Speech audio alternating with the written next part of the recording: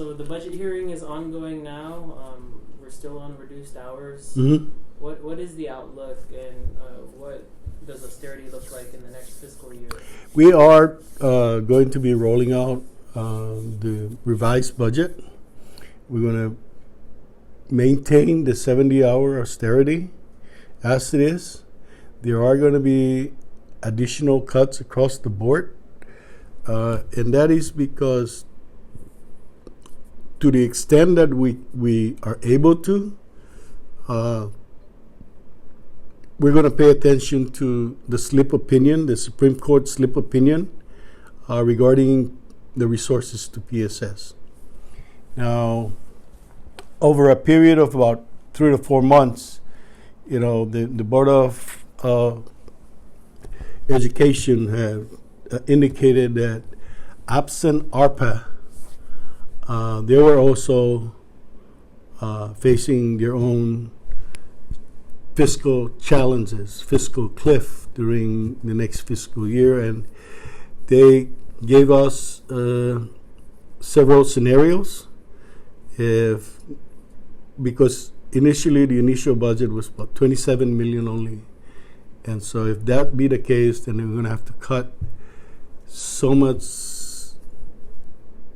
staff, go to potentially a 4-day school week, and that was the worst case scenario. And then on the other side of the spectrum would have been a full-blown,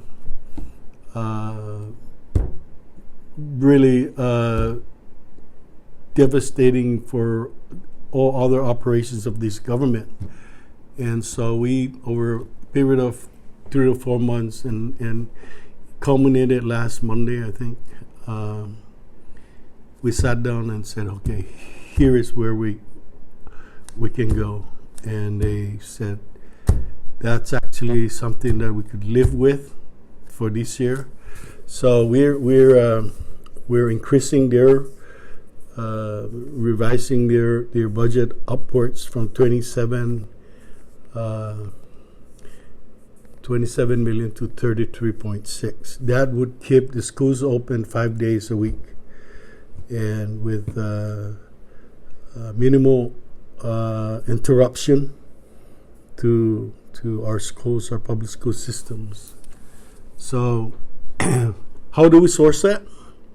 We're going to have to initially pare down everybody's budget allocation, everybody across the board.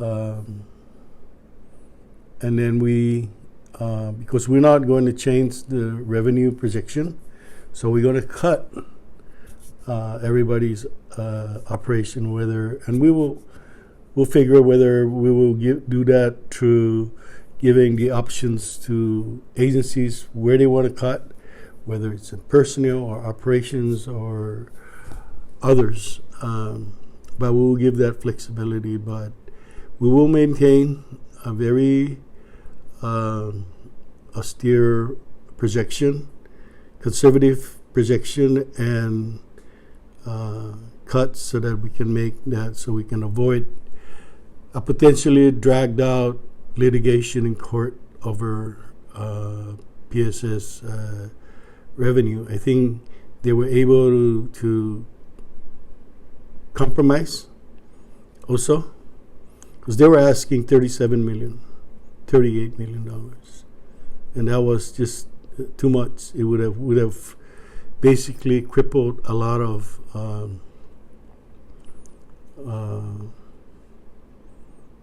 departments and probably displace a lot of government employees. And I appreciate that they were mindful that, albeit the kids will be in school, their parents will. There's a possibility that the parents of those children will be unemployed. So it was a give and take. We all sat down, but we're crafting. The general part of this budget is going to be there's going to be some cuts across, and nobody's going to be happy, and I'm not happy about it. But I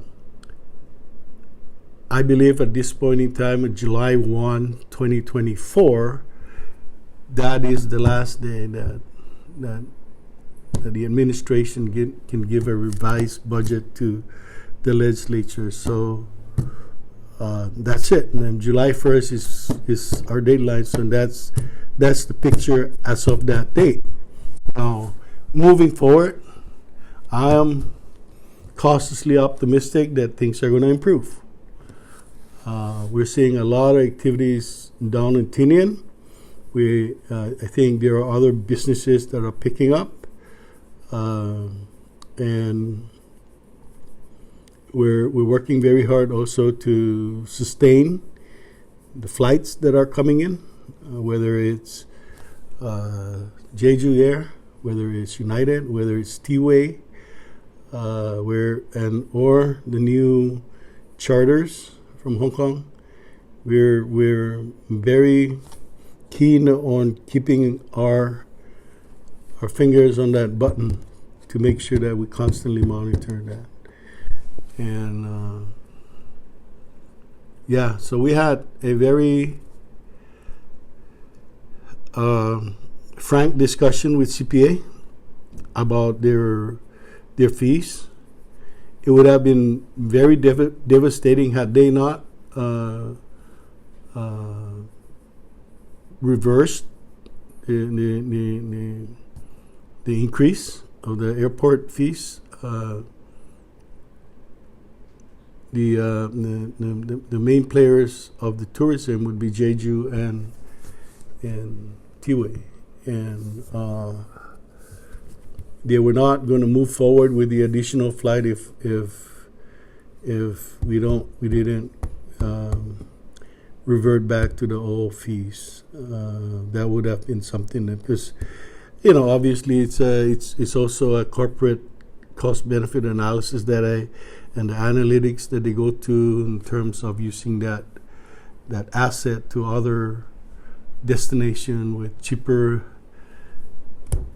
fees, right? And the competitive nature of the Asia market is very real and very so they're going to continue on, and that's the good part about that. No. And so do you think that's the key to getting the third market that everyone keeps talking Could about?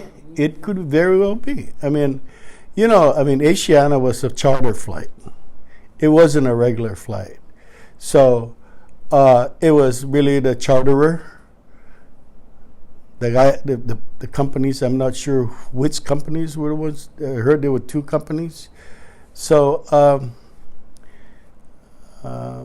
that was a decision in their analytics, I guess. But it could have been that. And I think it probably played a major factor. Realistically, Gov, what is the third source market? Well, I don't even know if the second one is as strong. Well, the first one is very, very strong. South Korea. Okay, the third market, the second market doesn't really exist. Japan and China are just the same. And then all others. They're all basically almost at an equal footing. So that could be the second market that we develop in combination. It could, and one of the things that I know, I'm mindful. I get reminded about this every day.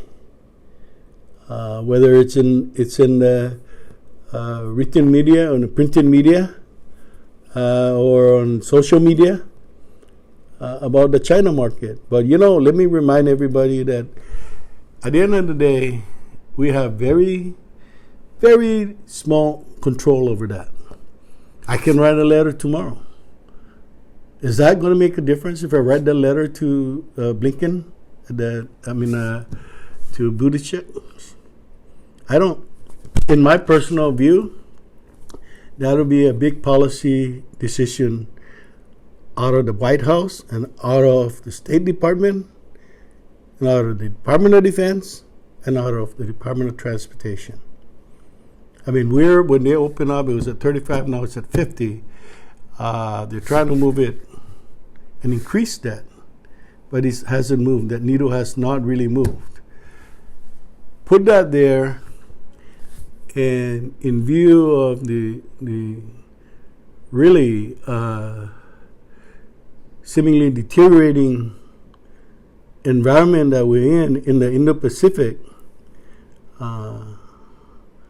is that really something that I should do? Maybe we should just wait and hope things calm down. And that's what we should do, really. Prior to COVID, everything was fairly calmed down. All the U.S. major companies were invested in China. So was the Japanese. So were the Koreans. So were Taiwanese. But during COVID and post-COVID, that has changed because all our relationships and the temperature in the Indo-Pacific tensions has completely increased. And so things have changed. A lot of corporations from Korea to the U.S. to Japan have basically pivoted out of China too and gone to other locations. That's the reality. I mean, I do track these things seriously, and I know you do, and I know a lot of people do. It's just, yeah, we're just grappling. Would it have been a lot easier and desirable that we're not in the situation that we're in today, and that we're in the situation pre-COVID?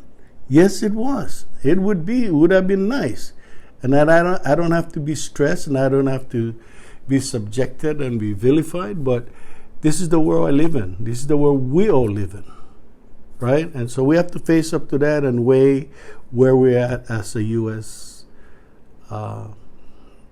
Entity.